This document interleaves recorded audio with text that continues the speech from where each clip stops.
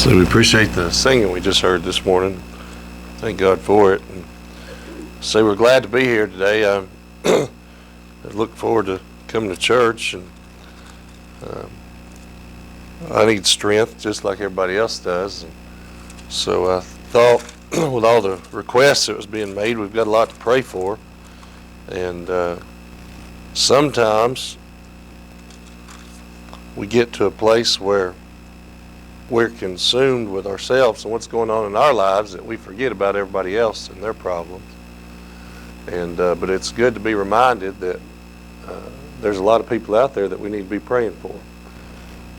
People are going to go through things, and when we go through things, we want people to help us and remember us and pray for us, so we need to do the same for others. And thinking through that a buddy of mine had talked to me this week and discussing the Bible, and the word endurance kept coming to me. And a lot of people in the day and time we live in, they don't want to endure a whole lot. They'd just rather run from it.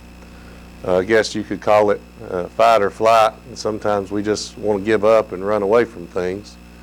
But I believe as a Christian we have to endure some things, and there's examples of that in the Bible. And really, if you think about the things we have to endure, and I've thought about this a lot, we may go through some natural things, diseases, sicknesses, illnesses, deaths in our family or friends, or things that happen.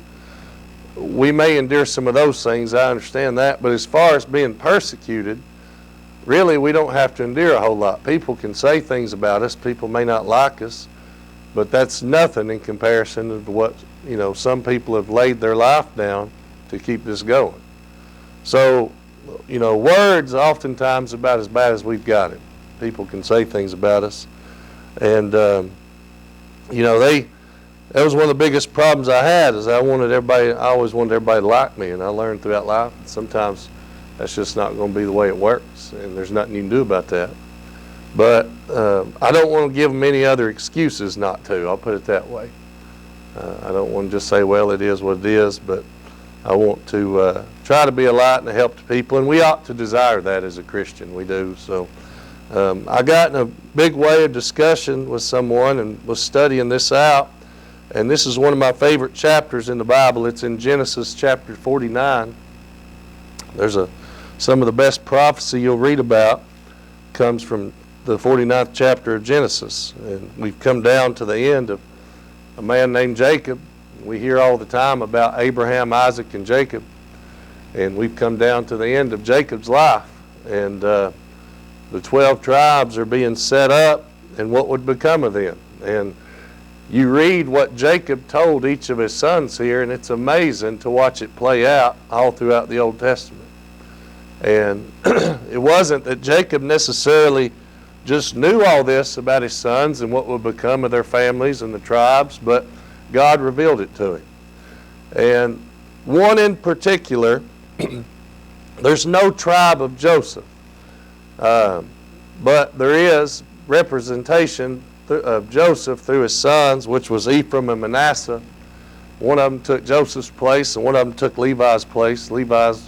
Levites didn't have an inheritance in the land. They were just the priests all throughout the land for everyone. And so I just kind of want to give you an idea where I'm at. But Joseph, nonetheless, was special. And his life, he's one of my favorite. I used to call him a character, and then I realized characters are people in stories, and this is something that's real. But he's one of my favorite individuals to read about in the Bible, and all that he endured and all that he went through. But I want you to listen to what his father told him after they came back down. This is near the end of his life.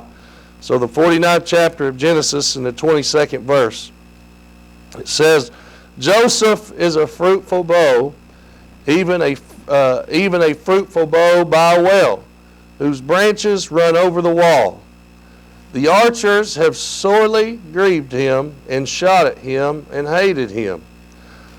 But his bow abode in strength, and the arms of his hands were made strong by the hands of the mighty God of Jacob.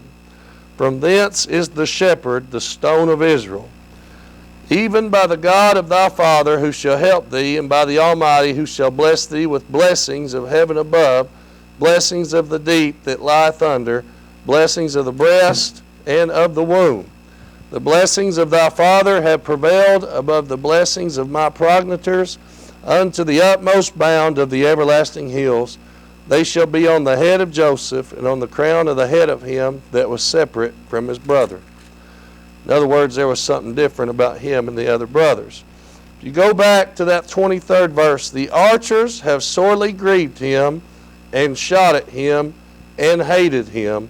And the 24th, but his bow abode in strength, and the arms of his hands were made strong by the hands of the mighty God of Jacob.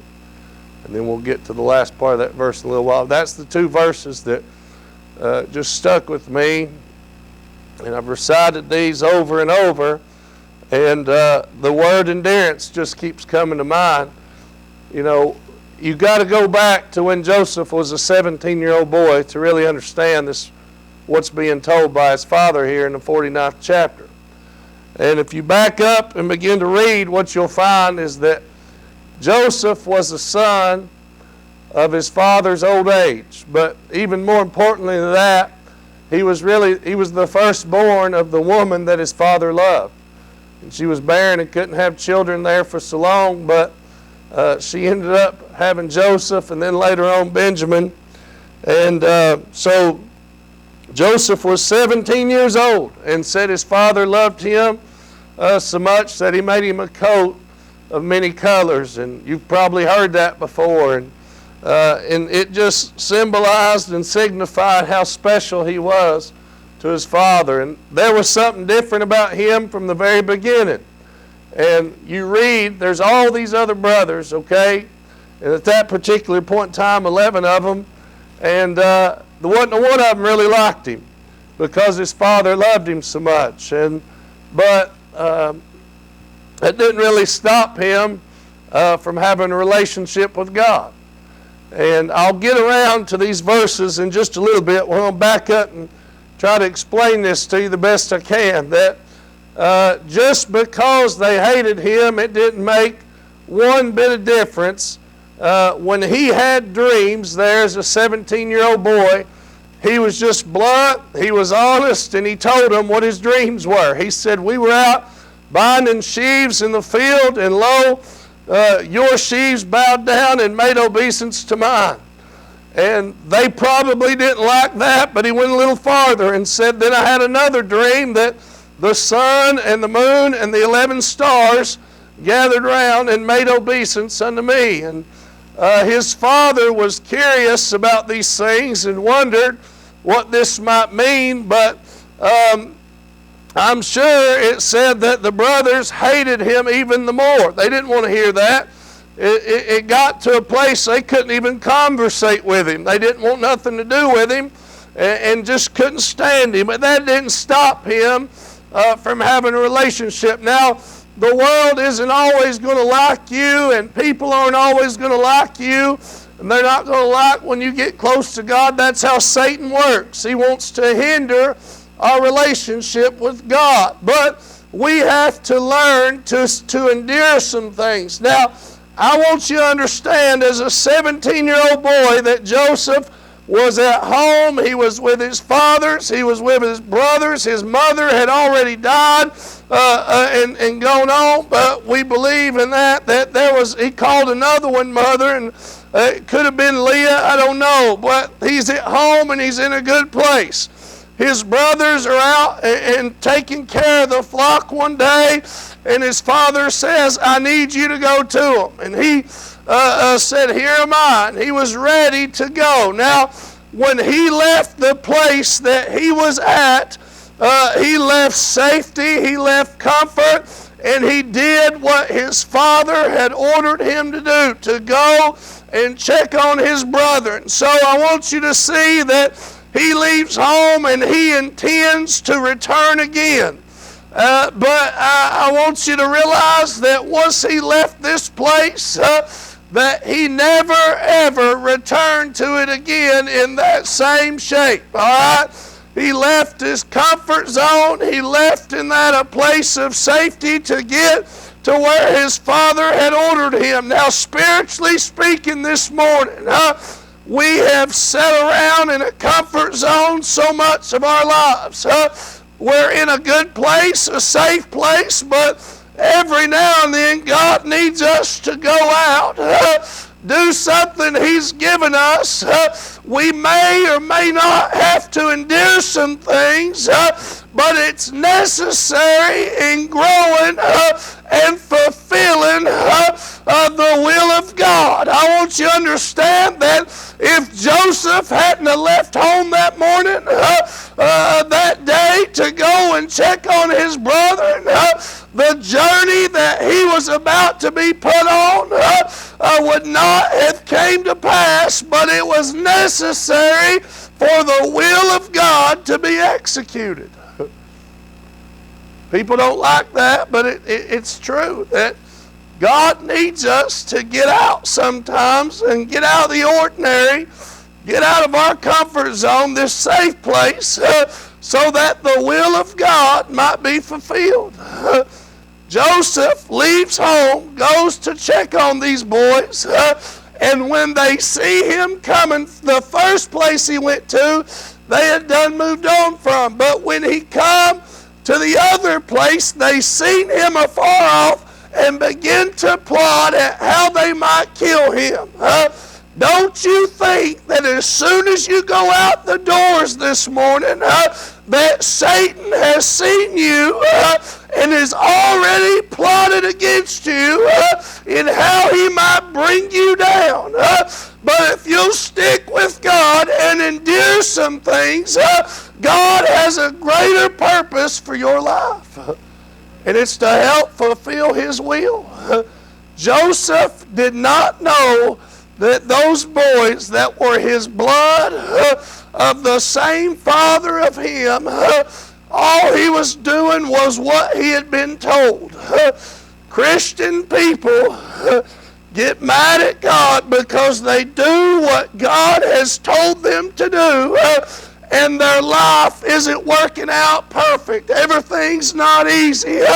He never said it would be, but if you'll endure, He'll be there to help you through it, and it'll be for the greater good today. So, Joseph goes out and they're plotting against him. I'm telling you, the devil is plotting against God's people each and every day. He sees you from afar off. When your feet hit the floor of the morning, he's got a plan and a plot to how he's going to try and bring you down that day. But if you'll stick with God, you'll have somebody there to help you endure.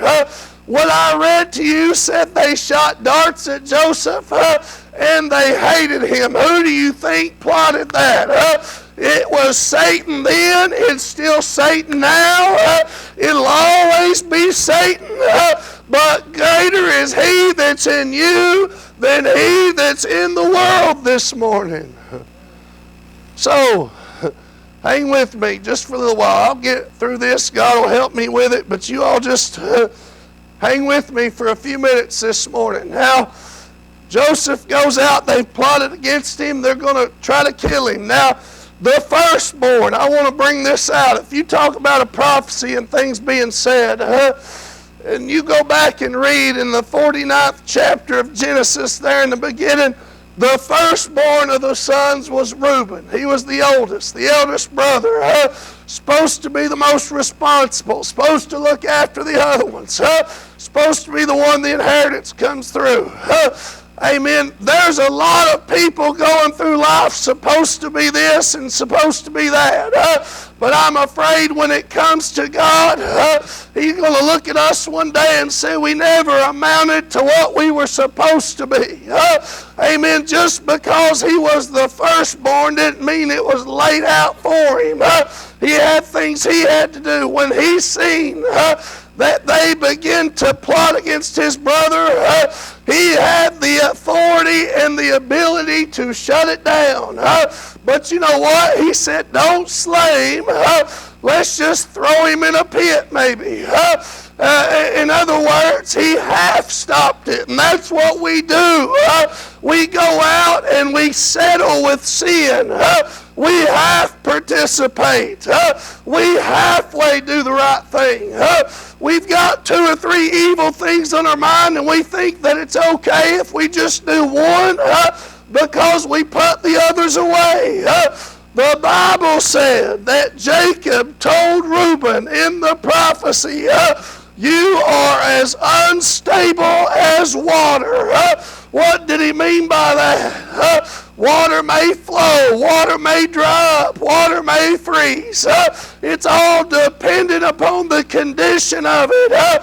It's never the same. I want you to realize that we as Christians become unstable as water based on the conditions we're living in. But if we will endure with God, there is stability in that today. Don't be unstable.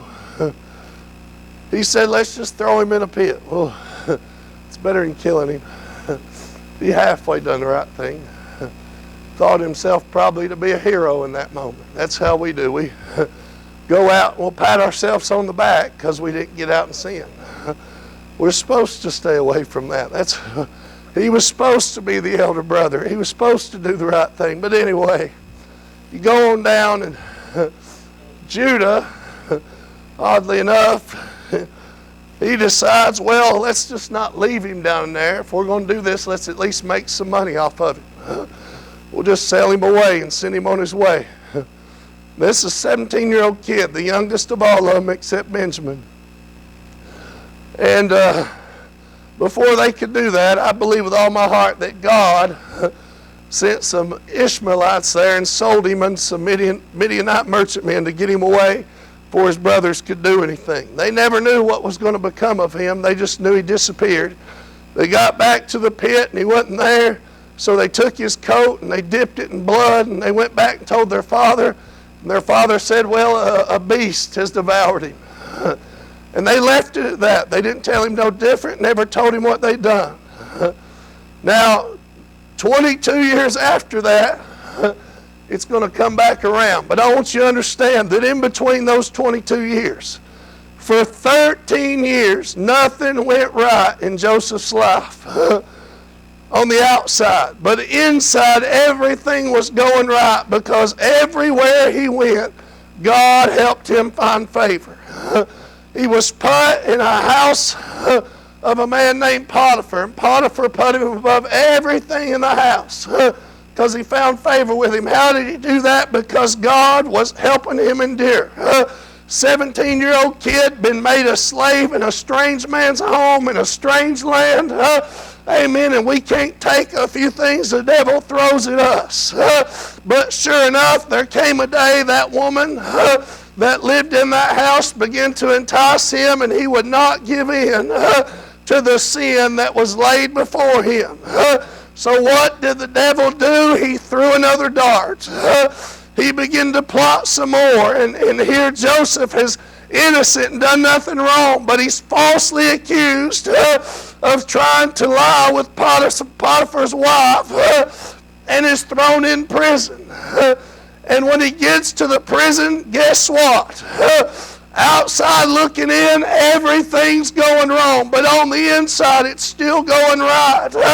Because God's helping him endure. And God helped him find favor there with the jailer.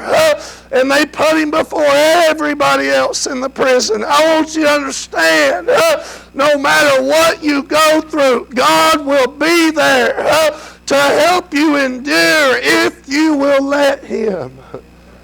People don't want to endure anymore. They just want to quit, give up, blame, get angry, get upset. It's okay to have emotions, but understand that God is still there trying to get you to endure so that he might use you for a greater purpose. Joseph went from a slave, falsely accused, thrown in prison, And still, I believe all that time, he's reflecting back on those dreams that he had. Those have to mean something, Lord. There has to be something in that, Lord. You're not throwing me away down in here. Something's going to come from that. We've got to endure and hold to some things sometimes. Have some faith. He's put in prison, and one day the Pharaoh's butler and baker are thrown in the prison with him. They have some dreams that they can't interpret and they can't figure out. So they tell them to Joseph. Joseph said that God could reveal those, and he said, just tell them to me. And so they begin to listen, and he told the butler and the baker, I'll not get all the way into it, but he told the butler that in 3 days, your job will be restored to you. And the baker was excited and ready to hear the same thing. And he told him in 3 days, Pharaoh's going to hang you. And it didn't turn out so well. But you know what? A few days came and passed, and exactly what Joseph had said come to pass. But he had told that butler, when you get in there, remember me. 2 full years went by, and he was not remembered. So now we've got a boy that was sold, plotted by his brethren. He was sold to be a slave. He was falsely accused. He was thrown in prison. Now he's been forgotten. But all this time, he's still enduring along the way. Why? Because God had a purpose for him.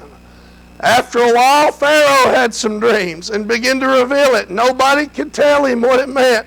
And the butler said, I remember my faults this day. There was a boy down there in the prison when you threw us in it. He revealed our dreams to us, and he'll do it for you. So Pharaoh calls for him. They shave him. They clean him.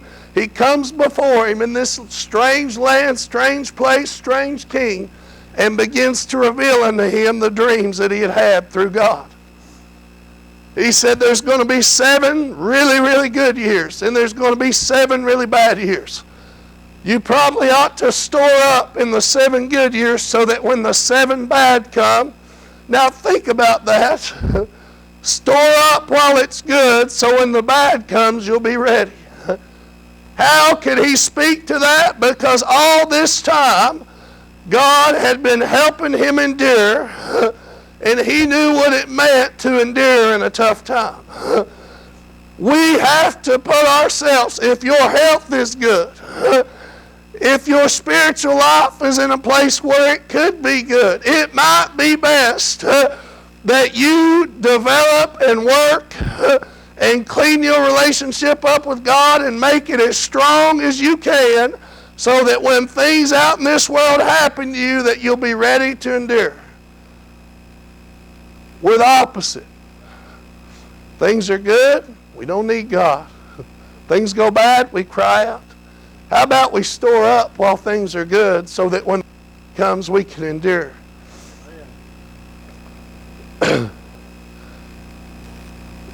The Pharaoh fell in love with this boy. And when he was 30 years old is when he'd come. So for 13 years, it seemed that nothing had went right. But everything was going exactly according to God's plan because Joseph never quit. He never gave up. He never got pouted. Did he have hard nights? Laid there and had a hard night or two. But God had given him them dreams to hold on to help him endure. God will give you things to hold on to and help you endure. So 7 years of good goes by, and Joseph's in charge of everything. He's right below the Pharaoh. But here come the bad years, and about 2 years into it, all the other lands around are in famine. And where are they going to come to? They're going to come to Egypt. Joseph's daddy and his brothers got hungry and came back to get some food. Jacob sent them. They didn't know who Joseph was. I'm sure he had a different look about him. All this time, they thought he had been sold away, probably dead. The father thought he was dead. But all these years later, 22 years right here went by. And here he comes, above everyone, and the brothers come in, needing food. Now you can read through that story. He kept one of them back and sent the rest because he wanted to see his dad. He wanted them to bring the dad back. He accused them of being spies. He knew who they were, and they weren't spies. Then when they came back the second time, they brought their youngest brother. He wanted to see the dad still, so he kept the youngest brother. You can read through all that, but I want to get to this point. They finally got to a place they were begging him not to keep that youngest brother. They said, it'll bring our dad to his death. He's already sorrowful over one child he's lost. Now this will bring him to his grave. So all this goes on. You're talking chapters you can read about this story. But what I read to you in the 49th chapter,